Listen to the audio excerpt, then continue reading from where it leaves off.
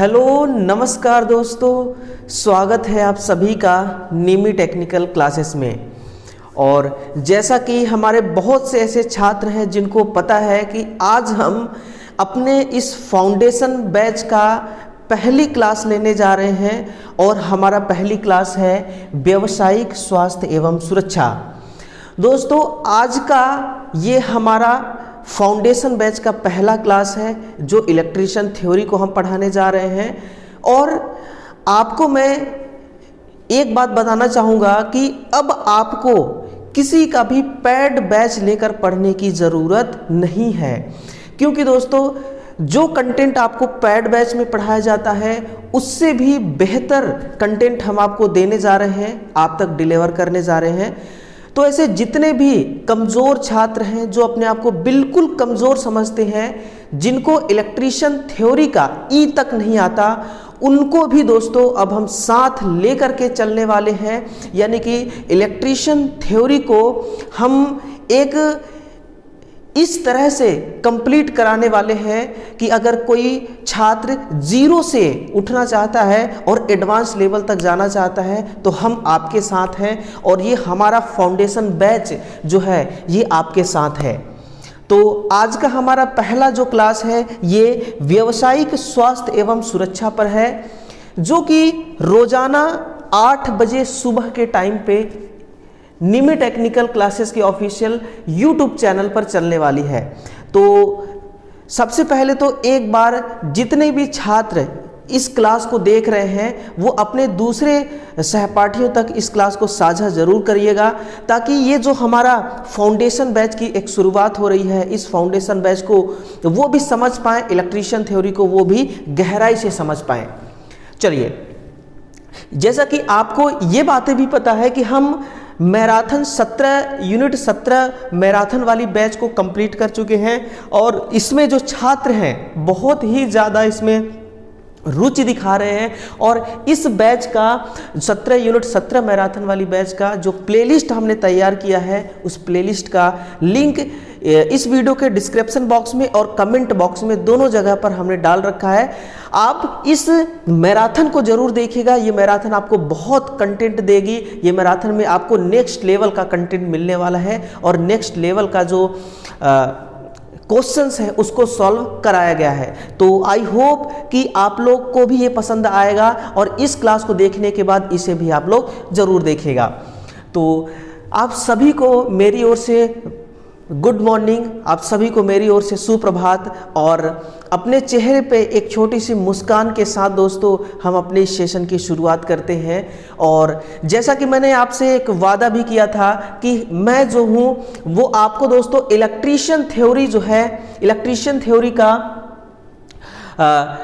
7 module हमने उसको 7 module में उसको हमने रखा हुआ है, और हमारा आज का पहला मॉड्यूल है। और पहले मॉड्यूल के हम पहले सेशन में हैं जो कि ट्रेड का परिचय, व्यावसायिक सुरक्षा एवं स्वास्थ्य पर है। और इसको हम गहनता से समझने वाले हैं, डीपली पढ़ने वाले हैं कि क्या होता है ट्रेड का परिचय, व्यावसायिक सुरक्षा कैसे होती है, स्वयं की सुरक्षा कैसे होती है, और मशीनों की सुरक्षा कैसे होती है। और साथ में साथ इन सभी से इंपॉर्टेंट चीज जो है वो है हेल्थ, स्वास्थ्य, है ना। तो trade introduction, occupation safety and health को आज हम लोग कवर करने वाले हैं। तो इस क्लास में बने रहिएगा। सबसे पहला जो हमारा टॉपिक है मेरे भाई, वो टॉपिक रहने वाला है कि इलेक्ट्रीशियन व्यवसाय जो है इसका परिचय। क्लियर? इलेक्ट्रीशियन व्यवसाय का परिचय, यानी कि अगर हम इलेक्ट्रीशियन व्यवसाय के परिचय को पढ़ते हैं तो यहाँ पर है कि भारत राष्ट्र के प्रति तैयार होने वाले आप सम्मानी इलेक्ट्रीशियन, विश्व में भारत को श्रेष्ठ बनाने के आप महान तकनीकी योद्धा बने, यही हमारी कामना है। मतलब कि हम जिन्होंने ITI को बनाया, जिन्होंने ITI को इस कोर्स को लाया है ना, उन्होंने क्या सोच करके लाया, छात्रों के हित में लाया, और कितना उनके हित में है, और वो क्या बनाना चाहते हैं इस कोर्स के जरिए। किसी भी एक छात्र को, जो एक छात्र ITI के क्षेत्र में आता है और ITI कोर्स करता है रिलेवेंट ट्रेड से, किसी भी ट्रेड से, तो डिफरेंट ट्रेड से, तो जब ट्रेड को वो कंप्लीट करता है। वो ट्रेड 6 महीने की भी हो सकती है, वो ट्रेड 1 साल की भी हो सकती है, और वो ट्रेड आपका 2 साल का भी हो सकता है। तो जब आप इसको कंप्लीट करते हैं तो फिर ये जो है आपको एक महान तकनीक योद्धा बनने की आपको ये कामना करते हैं।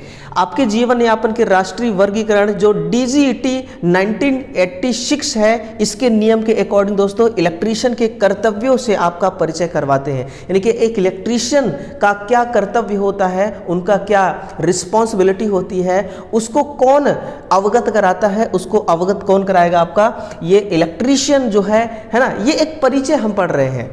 क्या पढ़ रहे हैं? हम एक परिचय पढ़ रहे हैं, है ना। अगर आप मुझे पूछेंगे कि सर मैं ITI कर रहा हूं इलेक्ट्रीशियन ट्रेड से, विद्युत कार जिसको हिंदी में कही जाती है, इलेक्ट्रीशियन को क्या कहते हैं? विद्युत कार।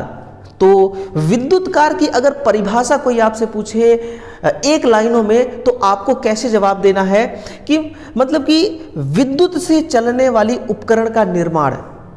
अगर कोई भी मशीन है, कोई भी उपकरण है मेरे भाई, वो विद्युत से चल रही है, वो करंट से चल रही है, तो विद्युत से चलने वाली उपकरणों का निर्माण करना, है ना, मैन्युफैक्चर करना या फिर उसका मेंटेनेंस करना। जिस टाइम पर वो विद्युत से चलने वाली उपकरण अगर खराब हो जाती है तो उसको हमें मेंटेनेंस करना होता है, उसका अनुरक्षण करना होता है, उसकी सुरक्षा करना होता है। तो अनुरक्षण करना और निर्माण करना और साथ ही साथ मेंटेनेंस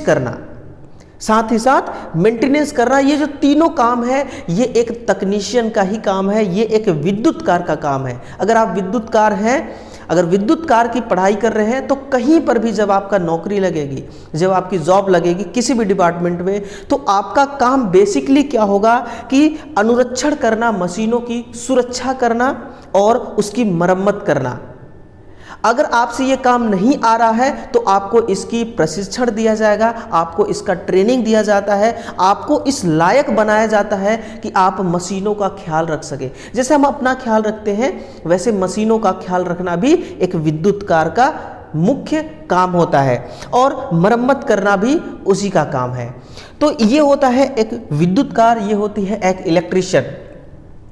इसके अलावा दोस्तों जब हम इलेक्ट्रीशियन को पढ़ते हैं तो इलेक्ट्रीशियन का कुछ अपना रिस्पॉन्सिबिलिटी होता है, जैसे कि हर इंसान का कुछ ना कुछ रिस्पॉन्सिबिलिटी होता है, कुछ ना कुछ उसका अपना कर्तव्य होता है, और उस कर्तव्य को बहुत ही जिम्मेदारी के साथ उसको निभाना होता है, बहुत ही सहूलियत के साथ उसको निभाना होता है। तो एक इलेक्ट्रीशियन के कर्तव्य को अगर हम समझना चाहें तो इलेक्ट्रीशियन का क्या कर्तव्य होता है बेसिकली, उसको आप देखिएगा।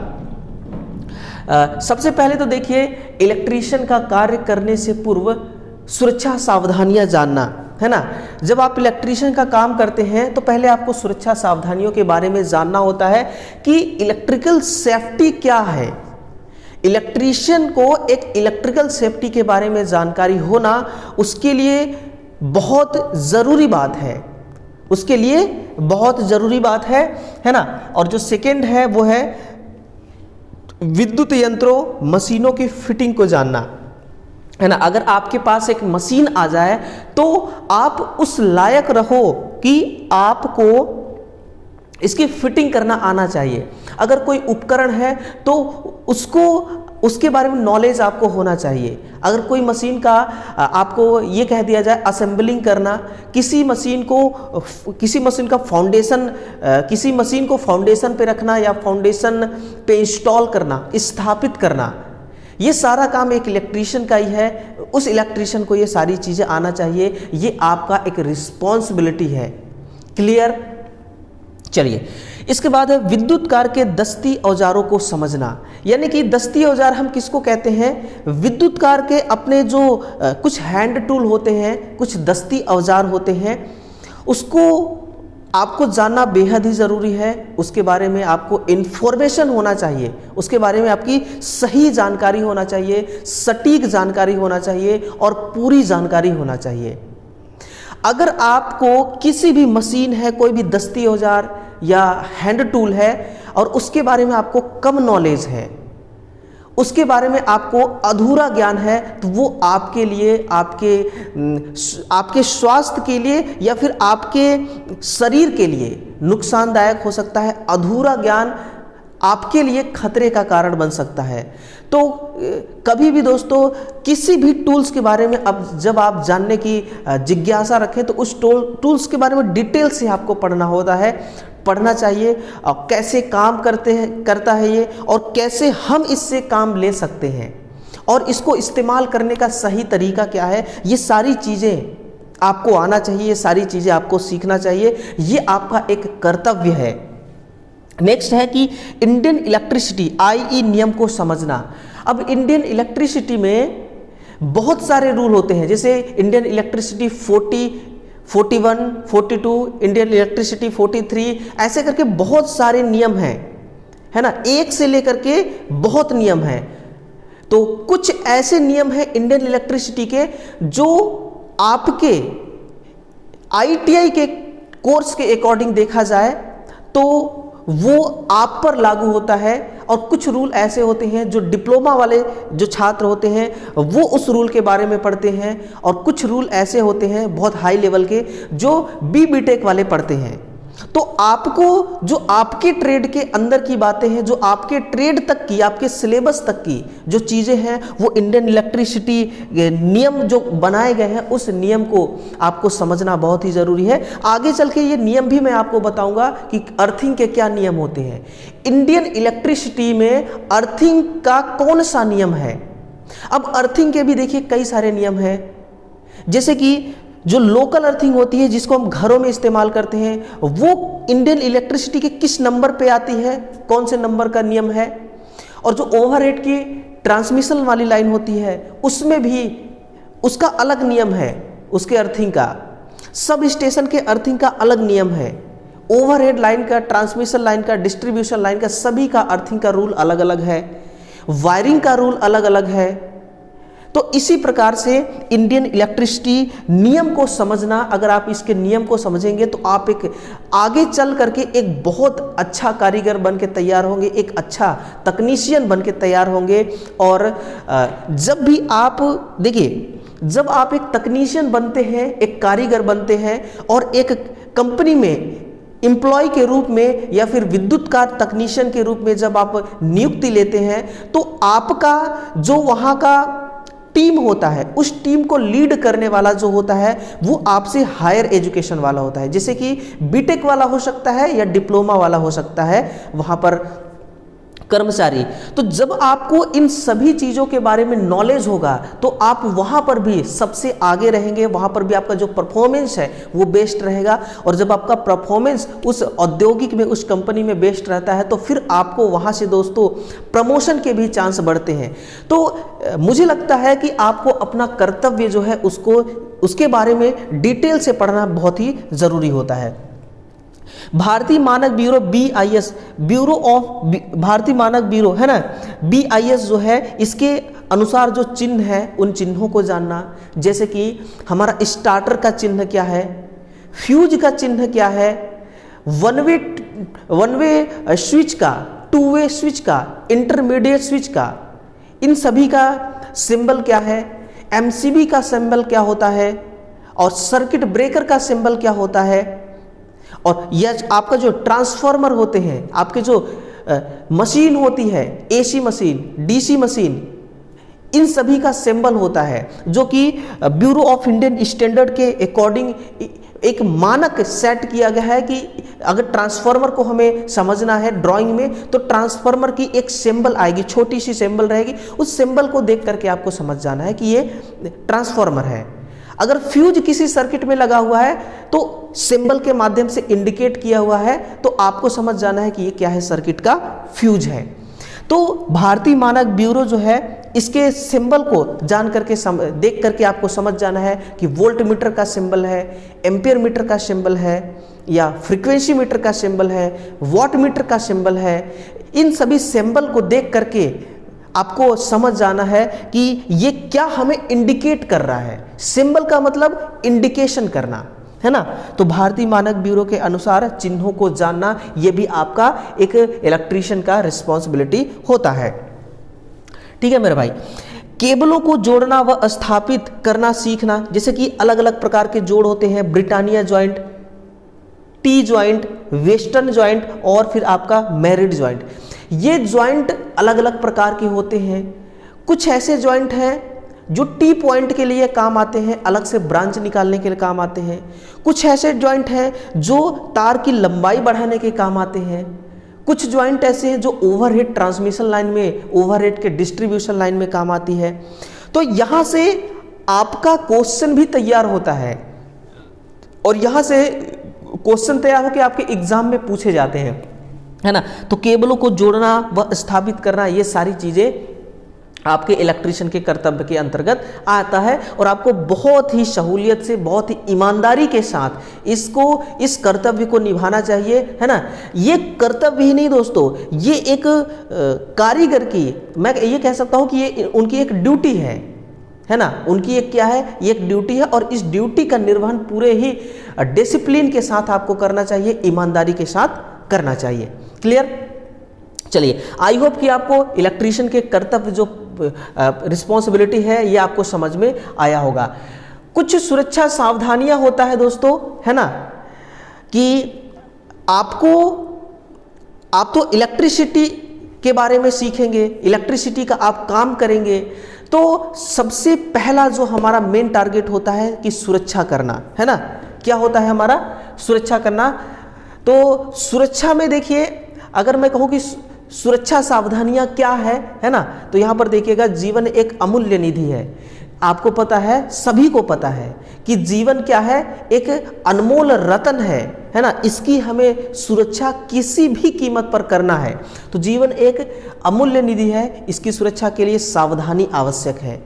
किस किस प्रकार के सावधानी आवश्यक है वो आगे हम देखने वाले हैं। फिलहाल इसकी सेफ्टी के लिए सावधानी आवश्यक है।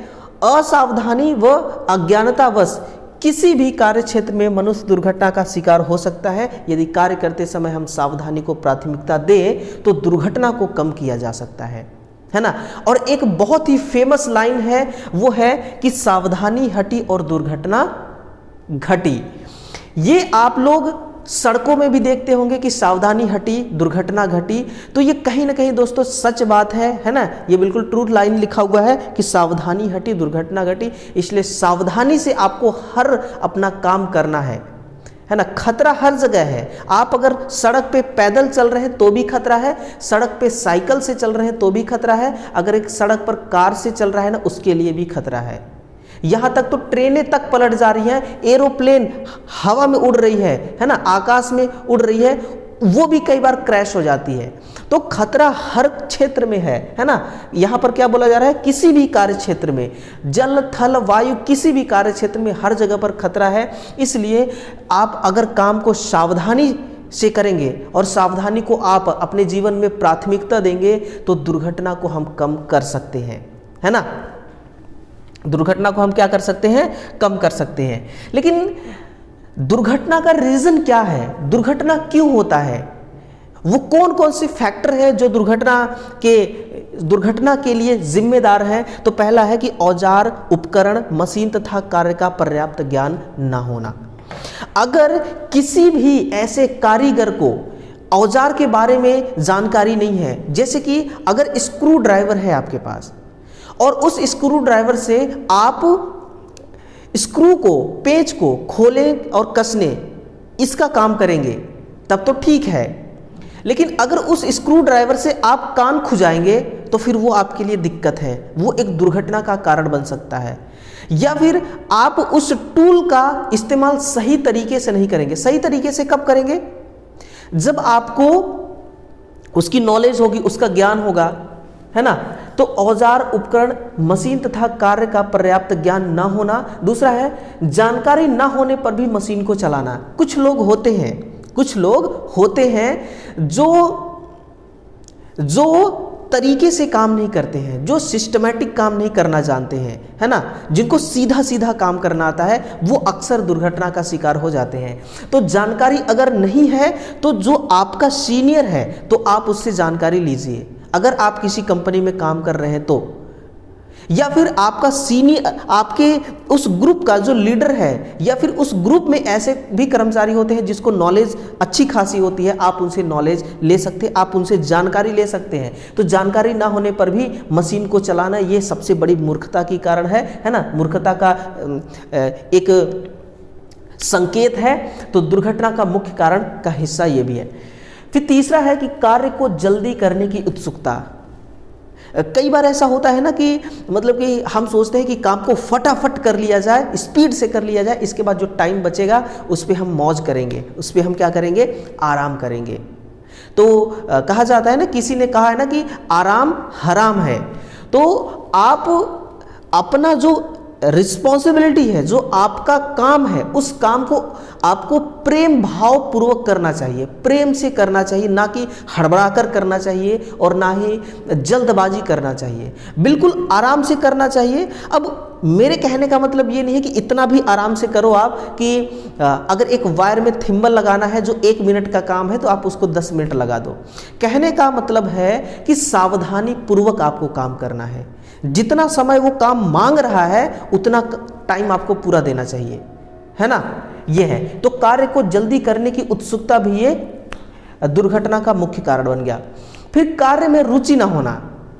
अब ये एक बड़ा इंटरेस्टिंग पॉइंट है कि कई बार ऐसा होता है ना, ड्यूटी आज जाने का मन नहीं है, लेकिन क्या करें, जबरदस्ती चले जाएं, है ना, जबरदस्ती चले जाते हैं। और फिर काम करने का मन नहीं है, लेकिन फिर भी लाइट का काम कर रहे हैं, अब ध्यान तो कहीं और है और आप इधर लाइट का काम कर रहे हैं। हो सकता है कि वो लाइव तार हो, उस तार में करंट दौड़ रही हो, तो फिर तो वो बिल्कुल निपटा ही देगा। तो अगर काम में इंटरेस्टिंग नहीं है तो अपना जो माइंड है उसको जगाइए। आप काम करने के पोजीशन पे अपने आप को लाइए। अगर आपका शरीर लूज पड़ रहा है, आपका शरीर थका हुआ है, आपका काम लगने में मन इसलिए नहीं लग रहा कि घरेलू प्रॉब्लम हो सकता है या कुछ भी रीज़न हो सकता है, दुनिया भर की रीज़न होते हैं, तो पहले आप 1 गिलास पानी पीजिए, चेहरे पे पानी का छींटा मारिए या फिर चेहरा धुल लीजिए, थोड़ा हवा खाइए, इसके बाद काम पे ध्यान आएगा। क्यों नहीं आएगा? आप उसी के लिए नियुक्त ही किए गए हैं, आप उसी के लिए ही वहाँ पर खड़े हैं, तो आपका मन लगेगा, काम पे मन लगेगा। लेकिन आप अगर दिमाग डाइवर्ट हो चुका है तो थोड़ा सा आपको ये करना पड़ेगा। तो कार्य में रुचि ना होना भी दुर्घटना का सबसे बड़ा कारण बन सकता है ना। तो सुरक्षा सावधानी दुर्घटना के मुख्य कारण ये आपने देख लिया। इसके बाद देखा जाए कि दुर्घटना के मुख्य कारण और क्या क्या हो सकते हैं। तो कार्य करने का तरीका गलत होना। मान लीजिए कि बहुत ज़्यादा आपको जानकारी ही है, आपको बहुत ज़्यादा जानकारी ही है, लेकिन तरीका ही सही नहीं है काम करने का, ठीक है ना। जो स्क्रू ड्राइवर है, उस स्क्रू ड्राइवर को आप हथौड़े से पंच मार रहे हैं, जबकि ऐसा करना नहीं है आपको, है ना। तो सही तरीका ना होना भी दुर्घटना का मुख्य कारण हो सकता है। कार्य करते समय अनुशासनहीनता करना, है ना, अनुशासन का पालन नहीं करना, ये भी एक बहुत बड़ी दोस्तों एक गैर जिम्मेदार कारीगर की एक पहचान है। क्लियर। कार्यस्थल अथवा घरेलू तनाव होना। जैसे कि मैंने बताया कि कार्यस्थल में कई बार ऐसा भी हो जाता है ना कि लोग आपस में ही उलझ जाते हैं, आपस में ही लड़ाई झगड़ा कर बैठते हैं, या फिर घर पे कोई दिक्कत हुई, है ना, घरवाली से लड़ाई हो गई, या फिर मम्मी पापा से लड़ाई हो गया, भाई बहन से, किसी से भी लड़ाई हो गया, और आप ड्यूटी पे आकर के आपका दिमाग पूरा कहाँ पर है? घर पे है। आपका दिमाग घर के उस लड़ाई पे है, वहाँ पे आपका दिमाग बार बार जा रहा है और आप यहाँ ड्यूटी कर रहे हैं। तो ऐसे केस में 90% से ज़्यादा चांस है कि एक्सीडेंट होने का खतरा। सावधानी हटी, दुर्घटना घटी। खतरे के प्रति सजग न होना, मतलब कि हम बेवकूफ़ी करना। कहते हैं ना कि सच्चाई से कभी आप मुंह नहीं मोड़ सकते, और जिसने भी सच्चाई से मुंह मोड़ा है वो हमेशा मुंह की खाया है। तो अगर आपको पता है कि वहाँ खतरा है ना, उस सर्किट पे करंट चल रही है, तो उस सर्किट को पहले स्विच ऑफ करो। आप उस सर्किट पे सप्लाई को डिस्कनेक्ट करो, उसके बाद काम करो। मतलब कि खतरे के प्रति सजग ना होना, लापरवाह होना, तो ये भी दुर्घटना का सबसे बड़ा कारण है। अगर ऐसा कोई करता है तो सबसे बड़ा मूर्ख कहलाएगा।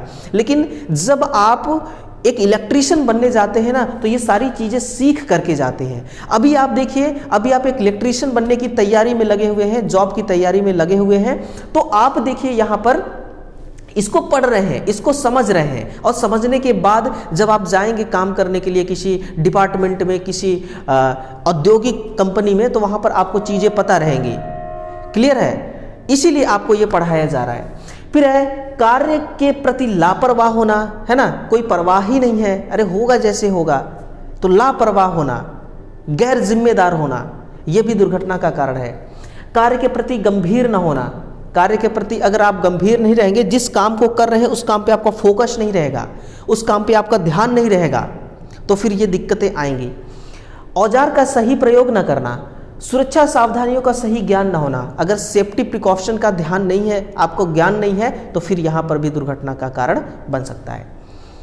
कार्यशाला में समुचित प्रकाश न होना, अगर आप एक वायरिंग का काम कर रहे हैं या फिर आप किसी कटिंग टूल से किसी जॉब को कटिंग कर रहे हैं या फिर हैक्सा ब्लेड चला रहे हैं या स्क्रू ड्राइवर या स्पैनर से काम कर रहे हैं या किसी मोटर की रिवाइंडिंग कर रहे हैं, मोटर की टेस्टिंग कर रहे हैं, कुछ भी काम हो सकता है ना, या फिर पैनल है, पैनल पे आप ऑन ऑफ कर रहे हैं किसी बड़े स्विच को, हैवी स्विच को, सर्किट को ऑन ऑफ कर रहे हैं, उस केस में अगर उस कार्यस्थल पर समुचित प्रकाश नहीं होगा तो फिर आपको खतरे का सामना करना पड़ सकता है ना। आपके लिए दोस्तों वहाँ पर जो सिचुएशन है वो बहुत ही सिचुएशन डेंजरस भरी हो सकती है, तो आपको कार्यशाला में समुचित प्रकाश उपलब्ध कराना होगा। और मुझे ऐसा नहीं लगता कि एक इलेक्ट्रीशियन जो है अपने किसी कार्य क्षेत्र में या वर्कशॉप में वो प्रकाश की कमी को होने देगा, क्योंकि जितना उसको प्रकाश चाहिए ना, उसको पता है कि हमें कितना प्रकाश चाहिए और कितने प्रकाश में चीज़ें हमें अच्छी तरह से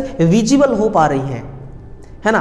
और एक इलेक्ट्रीशियन है, खुद से उसको वायरिंग करना है, 2 तार लगाना है फेस न्यूट्रल का, खुद से होल्डर लटकाना है, खुद से बल्ब लगाना है, वो किसी से पूछने मतलब कि किसी और का काम नहीं, वो एक इलेक्ट्रीशियन का ही काम है, तो वो समुचित प्रकाश की व्यवस्था खुद कर सकता है। लेकिन अगर नहीं करेगा तो ये वाला ऑप्शन उसके लिए फिट बैठता है कि सुरक्षा के प्रति लापरवाह होना, है ना। तो ये रहे आपके मूल कर्तव्य, दुर्घटना के मूल कारण, है ना, मेन रीजन ऑफ एक्सीडेंट, ये आपका मेन रीजन है दोस्तों। दुर्घटना से बचाव कैसे किया जाए, हम यहां तक पहुंच आए, अब दुर्घटना हमने देख लिया, लाइट हमने देख लिया कि उसके कर्तव्य क्या क्या है, और हमने देख लिया एक्सीडेंट होने का रीजन है क्या है। अब हम ऐसा, ये हमें भी सीखना है, ये आप ही को सीखना है कि दुर्घटना से हमें बचाव कैसे करना है ना, प्रिवेंशन फ्रॉम एक्सीडेंट, एक्सीडेंट से हमें कैसे बचाव करना है। तो उसके लिए आपको क्या करना होगा, सुरक्षा चिन्हों को पोस्टर के रूप में लगाना होगा। कहां पर, जिस प्रकार का आपको सुरक्षा चिन्ह चाहिए, अगर सड़क वाला सुरक्षा चिन्ह चाहिए तो सड़क वाला सुरक्षा चिन्ह सड़क के किनारे लगा होना चाहिए। अगर फर्स्ट एड बॉक्स वाला, या फिर अगर टूल्स, कार्यशाला जहां पर वर्कशॉप है, वर्कशॉप में जहां पर टूल्स का इस्तेमाल किया जाना है, वहां पर टूल्स के प्रति जो सुरक्षा, जो प्रिवेंशन होता है, जो चिन्ह होते हैं, उनको वहां पर लगाना, है ना। तो यहां से दोस्तों बचाव किया जा सकता है खुद को। विद्युत यंत्रों, मशीनों पर खतरे का चिन्ह अवश्य लगाएं। जैसे कि आपने देखा होगा कि अगर 415 वोल्ट वाली जो मशीन होती है 3 फेज सप्लाई की, वहां पर एक स्टिकर लगा दिया जाता है, लिखा होता है डेंजरस, खतरा। या फिर जो ओवरहेड की ट्रांसमिशन लाइनें होती हैं जिसमें 4 लाख वोल्ट ट्रांसमिट हो रही होती है, वहां भी डेंजर का एक प्लेट लगा होता है जिससे पता चल जाता है। तो इस प्रकार से हम उससे बच सकते हैं। अगला है कि प्रत्येक कार्यशाला में प्राथमिक उपचार का चित्र अवश्य लगाएं, है ना। प्राथमिक उपचार का चित्र, फर्स्ट एड बॉक्स का चित्र जरूर लगाना चाहिए, जिससे सभी को पता चल सके कि फर्स्ट एड बॉक्स। देखिए क्या है कि एक कार्यशाला में जब आप एक कंपनी के अंदर काम करेंगे ना, तो छोटे मोटे खरोच, छोटे मोटे किल गड़ जाना, है ना, छोटे मोटे एक्सीडेंट हो जाना, दुर्घटना हो जाना, जिससे थोड़ा बहुत ब्लड भी निकल सकता है, ये छोटे मोटे ऐसे होते रहते हैं, लेकिन इसको आपको अनदेखा नहीं करना है। उसके लिए आपको जो फर्स्ट एड बॉक्स होता है वो समुचित स्थान पर अवेलेबल होना चाहिए और उसके अंदर सारे मटेरियल होना चाहिए, कहने का मतलब सारे वो मेडिसिन होना चाहिए, जिससे आप अपने उस मतलब कि जो आपको चोट लगा है उस चोट को आप सही कर सकें। वो फर्स्ट एड बॉक्स वहां पर होना चाहिए और जहां पर भी हो उसका एक चित्र अवश्य लगाएं, है ना, कि यहां पर फर्स्ट एड बॉक्स लगा हुआ है। फिर है कि किसी भी मशीन को हाथ लगाने से पूर्व उसका अर्थिंग दोष अवश्य कर ले या प्रत्येक औजार को टूल किट में ही रखें। जितने भी औजार है उसको टूल किट में ही आपको रखना है। ठीक, अब बात यह आती है सर कि सुरक्षा के प्रकार, सुरक्षा कितने तरीके से किया जा सकता है ना। तो सुरक्षा के प्रकार को सुनिएगा। सुरक्षा का पहला प्रकार है कि शरीर की सुरक्षा करना। किसकी सुरक्षा करना? खुद की सुरक्षा करना। अगर हम सही है ना, हम अगर बेस्ट हैं या फिर एक कारीगर स्वस्थ है, बढ़िया है, तो सारी चीजों को हैंडल कर लेगा। अगर कारीगर ही अगर बीमार है या कारीगर ही अगर उसका शरीर क्षतिग्रस्त हो गया, दुर्घटना हो गया, उसका पैर टूट गया, तो वो खुद की पहले देखेगा, खुद को नहीं संभाल पाएगा तो वो मशीनों को क्या संभालेगा। तो सबसे पहला जो है शरीर की सुरक्षा करना, है ना, खुद की बॉडी की सेफ्टी करना। नेक्स्ट है कि कार्य की सुरक्षा करना। अब एक तकनीशियन का काम क्या होता है? उसका तकनीशियन किस लिए बनाया जाता है? काम करने के लिए बनाया जाता है। अब उसका काम क्या होता है? इलेक्ट्रिसिटी का काम होता है। तो अपने काम का वो क्या करना? सुरक्षा करना। पहले खुद की सुरक्षा करेगा, अगर वो अपने आप को महफूज रख पाता है तो फिर वो अपने काम की सुरक्षा करेगा, जो उसका काम है, काम को सही तरीके से करेगा तो कार्य की सुरक्षा हो जाएगी। फिर मशीनों की सुरक्षा करना। ये 3 सुरक्षा के प्रकार हैं। आपके एग्जाम में यहां से सवाल पूछे जाते हैं कि सुरक्षा के कितने प्रकार हैं। तो पहला हो गया शरीर की सुरक्षा, कार्य की सुरक्षा और फिर मशीन और उपकरणों की सुरक्षा करना, है ना। अगर मैं सबसे पहला बताऊं शरीर की सुरक्षा, तो कैसे कैसे शरीर की सुरक्षा की जाती है, उसके लिए देखिए, शरीर की सुरक्षा का अर्थ उन सुरक्षाओं से है जिनके द्वारा हम अपने आप को कार्यशाला में कार्य करते समय दुर्घटना से बच सकते हैं। इसके लिए निम्नलिखित बातों का ध्यान रखना चाहिए। वो कौन कौन सी बातें हैं? तो पहला है देखिए कि कार्यशाला में कार्य करते समय चुस्त कपड़े पहनना चाहिए, यानी कि आप धोती कुर्ता पहन के आप काम नहीं कर सकते, है ना, कहीं पर भी आपकी लुंगी फंस सकती है, समझ सकते हैं ना। तो आपको ढीले कपड़े नहीं पहनना है, टी शर्ट भी पहनना है तो जो आपके शरीर में फिट बैठ जाए, जो आपके शरीर में चिपका रहे, उसको आपको पहन करके काम करना होता है ना। पहला ये आपका शरीर की सुरक्षा है।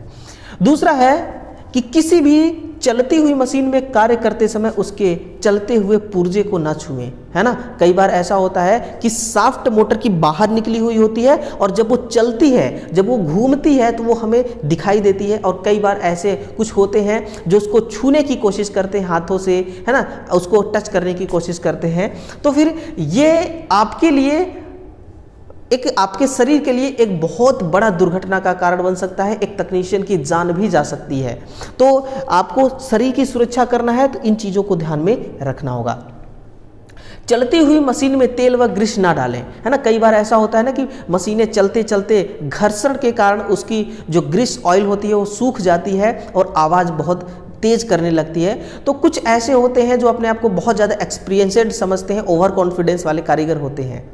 तो उनका कहना होता है कि अरे जी मशीनों को बंद करने की क्या ज़रूरत है, हम खुद चलती मशीनों में ग्रीसिंग कर देंगे, चलती मशीनों में ऑयल डाल देंगे। तो ऐसा कभी नहीं करना है ना। समय बेशक ज़्यादा लग जाए लेकिन मानव की जान हानि नहीं होना चाहिए। जब बैटरी चार्ज हो रही हो तो उसे झांकना नहीं चाहिए। जब बैटरी चार्ज हो रही है तो उसे झांकना नहीं चाहिए कि बैटरी के अंदर कौन सी क्रिया हो रही है ना, रासायनिक टू इलेक्ट्रिक हो रही है कि इलेक्ट्रिक टू रासायनिक हो रही है, ठीक है। तो ये नहीं करना चाहिए। फिर हाथ से प्रयोग होने वाले उपकरणों पर तेल व ग्रीस नहीं लगा होना चाहिए, ठीक है। जैसे आपने जैसे स्क्रू ड्राइवर यूज करना है तो स्क्रू ड्राइवर में तेल या ग्रीस नहीं लगा होना चाहिए, नहीं तो आप जब पेंच को खोलेंगे या कसेंगे तो वो फिसल जाएगी और फिसलेगी तो न जाने कहाँ जाएगी और आपको भी चोट लग सकती है।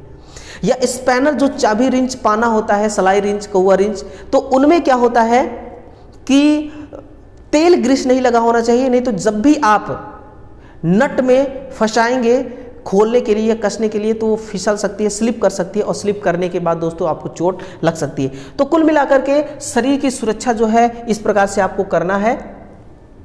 दूसरा है दोस्तों कार्य की सुरक्षा करना। तो कार्य की सुरक्षा आप कैसे करेंगे? अपने काम की सुरक्षा करने के लिए अगर आप कहेंगे कार्य की सुरक्षा का मतलब क्या है, तो मैं यहाँ पर आपको समझाना चाहूँगा कि कार्य की सुरक्षा का अर्थ मरम्मत की जाने वाली मशीनों, मरम्मत की जाने वाली मशीनों। अब मशीनों की मरम्मत आप कैसे कर सकेंगे? जैसे कि मशीन अगर जल गई तो रीवाइंडिंग करना है, मशीन अगर बहुत ज़्यादा आवाज़ करे तो उसका फाउंडेशन चेक करना है, ठीक है ना। मशीन बहुत ज़्यादा मतलब कि आवाज़ कर रही है तो उसके बीयरिंग को चेक करना, ग्रीस चेक करना, ये सब क्या है? ये सब मरम्मत का काम है, ये सब मरम्मत का काम है। तो मरम्मत की जाने वाली मशीनों तथा उसके भागों की सुरक्षा से है, इसलिए निम्नलिखित बातों पर ध्यान देना चाहिए। वो कौन कौन सी बातें हैं? पहली बात है देखिए यहाँ पर कि कार्यशाला में कार्य करने से पहले कार्य की प्लानिंग करना चाहिए, है ना। इसीलिए कंपनी में हमेशा सिखाया जाता है एक कंपनी के अंदर कि टीम वर्क जो होता है ना, टीम वर्क, किसी भी काम को टीम वर्क से करना चाहिए, उसको प्लानिंग में करना चाहिए, है ना। तो पहले आप काम की प्लानिंग कीजिए, कैसे कैसे काम को करना है ना। इस काम को करने के लिए कितने लोग चाहिए, उतने लोगों को वहां पर भेजिए। अगर 4 लोगों का काम है तो 4 वहां पर कारीगर जाने चाहिए, 2 कारीगर से काम नहीं करवाना चाहिए, नहीं तो दुर्घटना का कारण बन सकता है ना। तो कार्य की सुरक्षा, कार्यशाला में कार्य करने से पहले कार्य की प्लानिंग करनी चाहिए। फिर है यदि कोई नया पुर्जा तैयार करना है या ठीक करना है तो सबसे पहले उसकी ड्राइंग तैयार करनी चाहिए। उसकी अगर आप ड्राइंग तैयार कर लेंगे ना तो कम समय में बेहतर आउटपुट दे पाएंगे, कम समय में बेहतर काम कर पाएंगे। और जब ऐसे ही बेहतर आप काम करेंगे तो आप एक दिन बेहतर कारीगर बन जाएंगे, एक बहुत अनुभवी कारीगर बन जाएंगे, एक ज्ञानी कारीगर बनेंगे आप, ठीक है ना। तो जैसे जैसे आप काम करते रहते हैं, काम करते जाते हैं, समय बीतता जाता है, टाइम बीतता जाता है, वैसे वैसे आप एक अनुभवी कारीगर बनते जाते हैं और आपका ऐसे ही सैलरी बढ़ता है, प्रमोशन बढ़ता है, बहुत सारे गिफ्ट मिलते हैं और उसके अलावा आपको अवार्ड भी मिलता है। तो ये सारे आपके काम पे डिपेंड करते हैं। क्लियर? जॉब पर कार्य करते समय निर्धारित मशीनों, औजारों व उपकरणों का ही प्रयोग करना चाहिए, अन्यथा मशीन को नुकसान हो सकता है ना। जिस मशीन की ज़रूरत है काम करते समय उसी का यूज करो, और जिस औजार से जो काम करने के लिए जो औजार बनाया गया है उसी औजार का पर्टिकुलर वही काम करिए आप। स्पैनर को बनाया गया है नट बोल्ट खोलने के लिए, तो स्पैनर से आप कभी भी किल ना ठोकें कि स्पैनर अगर हैवी स्पैनर है तो हम उससे किल ठोके, है ना। ये क्या करना है? एक कार्य की इस प्रकार से आपको सुरक्षा करनी होती है। जो तीसरा था हमारा वो है कि मशीन, औजार और उपकरण की सुरक्षा करना। पहले आपने शरीर की सुरक्षा सीखा, फिर काम की सुरक्षा सीखा, अब मशीनों की सुरक्षा, उपकरणों की सुरक्षा कैसे करना है इसको कार्यशाला में कार्य करते समय कब दुर्घटना घटित हो जाए किसी को पता नहीं रहता, और ना ही कार्यशाला में हर समय चिकित्सक उपलब्ध रह सकता है। ये भी बात सही है, इनका बात कहना सही है कि भाई कब किसको चोट लग जाए क्या पता। कई बार ऐसा होता है ना कि सही तरीके से आप काम करेंगे और सब कुछ नॉलेज भी आपको होगा, फिर भी देखिए कई बार चोटें लग जाती हैं। तो जब चोटें लग जाती है ना तो एनी टाइम डॉक्टर तो वहाँ पर बैठा नहीं रहेगा कि भाई किसी को चोट लग रहा है मैं तुरंत सही करूँ, उसको तुरंत इलाज करने पहुँच जाऊँ। नहीं होता है कई बार ऐसा, है ना। तो ऐसी स्थिति में दुर्घटनाग्रस्त व्यक्ति को अस्पताल में ले जाने से पहले तुरंत चिकित्सा देने के लिए कर्मचारियों को उचित प्रशिक्षण देना चाहिए। जब किसी को चोट लगता है और हॉस्पिटल में ले जाने से पहले जो उपचार किया जाता है उसको हम कहते हैं प्राथमिक उपचार। और प्राथमिक उपचार करने का भी एक छोटा प्रशिक्षण होता है ना। इसीलिए कही जा रही है कि तुरंत चिकित्सा देने के लिए कर्मचारियों को उचित प्रशिक्षण देना चाहिए। कम से कम अगर किसी का एक्सीडेंट हुआ है, छोटा मोटा उंगली कट गया, ब्लड आ रही है, तो इसको सही करने के लिए जो वहाँ के कारीगर हैं उनको इतना जानकारी होना चाहिए कि अगर ब्लड निकल रहा है तो फिर ब्लड को कैसे रोकना है। अगर चोट लगी है छोटी मोटी तो कौन सा उसमें मरहम पट्टी लगाना है ना, मरहम लगा करके उसको पट्टी लगाना है, ये छोटी मोटी जानकारी होना चाहिए। तो इसका प्रशिक्षण देना चाहिए कर्मचारियों को। है ना। तो इस प्रकार से मशीनों की सुरक्षा दोस्तों की जा सकती है, मतलब कि उस व्यक्ति की सुरक्षा की जा सकती है, कहने का ये तात्पर्य है। और किसी भी पार्ट को खोलने और बांधने के लिए निर्धारित औजारों का ही प्रयोग करना चाहिए। क्लियर है। अगर मान लीजिए कि टाई बेल्ट अगर है, मान लीजिए कि 2.5 mm का, 4 mm का, उसमें पतली सी वायर, कंट्रोल वायर बांधने के लिए बनाई जाती है। अगर मोटे मोटे केबल को अगर आप उससे बांधेंगे तो दोस्तों हो सकता है कि कई सारे टाई बेल्ट मिला करके आप उसको बांध दें, लेकिन वो टूट जाएगा और जब भी उतनी मोटी केबल टूटेगी तो आपको चोट पहुंचाएगी। क्लियर। तो ऐसा काम नहीं करना है ना। और खोलने के लिए, किसी पार्ट को खोलने के लिए जिस हैंड टूल का प्रयोग किया जाना है उसी हैंड टूल के द्वारा ही आपको काम करना है ना। कभी भी आपको जल्दबाजी नहीं करना है, कभी भी ऐसे टूल का इस्तेमाल नहीं करना है जो पर्टिकुलर उस काम के लिए बना ही नहीं है। ठीक है। दूसरा है कि जिन मशीन या औजारों से काम लिया गया है उन्हें कार्य करने के बाद साफ करके यथावत रखनी चाहिए। ठीक। जब आप काम कर लिए तो उस टूल को सम्मान के साथ, उस टूल को इज्जत के साथ, है ना। कई बार ऐसे होता है ना कि कुछ कारीगरों को मैं देखा हूं कि अगर उनके पैर में अगर एक छोटा सा प्लास भी लगता है ना तो उस पैर को, उस प्लास को वो पैर से छूते हैं, विद्या मानते हैं, सरस्वती माता मानते हैं उनको, है ना। वो उनका रोजी रोटी है। वो क्या है? वो उनका रोजी रोटी है। वो उनका काम करने का वही एक जरिया है। अगर टूल्स नहीं रहेगा तो एक इलेक्ट्रीशियन कुछ नहीं कर सकता। तो अगर आपके पैर में लग जाए तो आप भी उस टूल का रिस्पेक्ट दीजिए, उस टूल को रिस्पेक्ट दीजिए, है ना। ये है कि जिन मशीन या औजारों से काम लिया गया है उन्हें कार्य करने के बाद साफ करके यथावत रखनी चाहिए। जो टूल किट है उस टूल किट में जहां पर प्लास रखने के लिए जगह दिया है प्लास रखिए, टेस्टर के लिए जगह दिया है टेस्टर रखिए, है ना, मल्टीमीटर रखने के लिए जगह दिया है मल्टीमीटर रखिए। जो चीजें रखने के लिए जो जगह बना है उसी पर आपको यथावत रख देना है। 5S में भी आप इसी चीजों को पढ़ते हैं। 5S में जो सेट इन ऑर्डर जो होता है आपका सेकेंड S, 5S का जो सेकेंड S होता है सेट इन ऑर्डर, तो उसको ऑर्डर में सेट करना होता है। वही बातें यहां पर कही जा रही है। तीसरी है कि हेक्सा ब्लेड को अधिक टाइट नहीं करना चाहिए, नहीं तो ब्लेड टूट जाएगी, और फिर आप उपकरण की सुरक्षा नहीं कर पाएंगे, कई सारे ब्लेड तोड़ देंगे। तो जब आप सेफ्टी से काम करना चाहेंगे तो आपको उसके बारे में जानकारी होना चाहिए। क्या जानकारी है? कि हेक्सा ब्लेड को यूज कैसे करना है।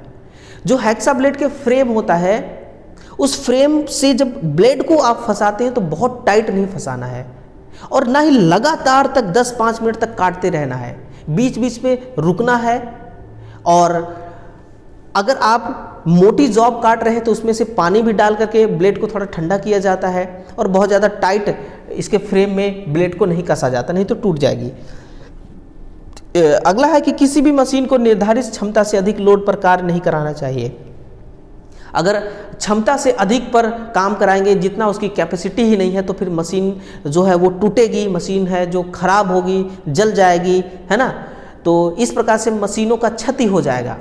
और इसके पीछे का कारण क्या है कि एक टेक्नीशियन सही तरीके से काम नहीं किया। अगर वो इस चीज़ों का ध्यान रखता या फिर उसको नॉलेज होता तो वो ओवरलोड पे कभी ना मोटर को चलाता और मोटर ना ही जलती। तो इस प्रकार से मशीन की सुरक्षा होगी, औजार की सुरक्षा हो गई और उपकरण की सुरक्षा होगी। क्लियर है? चलिए, तो दोस्तों आज का जो हमारा सेशन है ना, ये सेशन यहीं तक है। ठीक है, ये सेशन जो है ये यहीं तक है। ये हमारा देखिए इलेक्ट्रीशियन ट्रेड थ्योरी का स्वास्थ्य सुरक्षा है ना, व्यावसायिक स्वास्थ्य एवं सुरक्षा पर है। और यहाँ पर देखिए आप सीख रहे हैं। अब अगर आप सोचेंगे कि बहुत ऐसा हमें कंटेंट मिल जाए, जैसे कि मोटर को जब हम पढ़ते हैं, ट्रांसफार्मर को जब हम पढ़ते हैं, तो वैसा कंटेंट यहाँ पर नहीं है। यहाँ पर सिंपल सा कंटेंट है कि आपको चीज़ों को सेंस करते हुए सीखना है, अपनी जिम्मेदारियों को सीखना है, अपने कर्तव्य को सीखना है, कैसे मशीनों को चलाना है उसको सीखना है, कैसे मशीनों को जिम्मेदारी के साथ इस्तेमाल में लेना है, कैसे मशीनों का रिस्पेक्ट करना है। ये सब कुछ आपको सीख रहे हैं, ये सब कुछ सीख रहे हैं। ठीक है, तो सीखना आपके लिए बहुत ज़्यादा ज़रूरी है। और जब आपके पास अच्छी नॉलेज होगी तभी आप एक अच्छा कारीगर बन सकेंगे, और अच्छा कारीगर बनने के लिए अच्छा नॉलेज होना बहुत ज़रूरी है। तो अगला जो हमारा सेशन होगा, ये सेशन होगा 2 दिन बाद, क्योंकि दोस्तों बहुत ही अर्जेंट, बहुत ज़्यादा अर्जेंट काम की वजह से मुझे कहीं निकलना पड़ रहा है घर से 150-200 किलोमीटर दूर, और बहुत ज़्यादा अर्जेंट है। मैंने बहुत टाइम को सेटल करने की कोशिश किया कि नहीं मैं काम को बाद में करा लूँगा, लेकिन अगर नहीं गया तो मेरा बहुत बड़ा नुकसान होगा। इसके वजह से मैं 2 दिन डिले करूँगा क्लास, है ना, और उसके बाद फिर डेली हमारी क्लास चलती रहेगी, ठीक है। तो सेशन को दोस्तों शेयर जरूर करिएगा, और टाइम को बिल्कुल भी नहीं भूलना है। सुबह के 8 बजे आपका डेली क्लास होना है ना, सुबह के 8 बजे, जो कि यूट्यूब पर बिल्कुल फ्री फाउंडेशन बैच चल रहा है। जो भी छात्र जीरो से उठना चाहता है और हाई लेवल तक जाना चाहता है, कंपटीशन के क्षेत्र में अपना पाँव रखना चाहता है, तो दोस्तों उसको हमारे साथ जुड़ना चाहिए, हमारा चैनल सब्सक्राइब करना चाहिए और हमारे साथ जुड़ करके तैयारी करना चाहिए, ठीक है। तो थैंक यू दोस्तों, आप लोगों ने यहाँ तक इस क्लास को देखा, इसके लिए आप सभी को बहुत बहुत धन्यवाद। सेशन को साझा कीजिएगा अपने साथियों तक, दोस्तों तक, मित्रों तक, और फिर सेशन को लाइक कीजिएगा। बाकी मिलते हैं अगले सेशन में, तब तक अपना ख्याल रखिएगा। जय हिंद, जय भारत।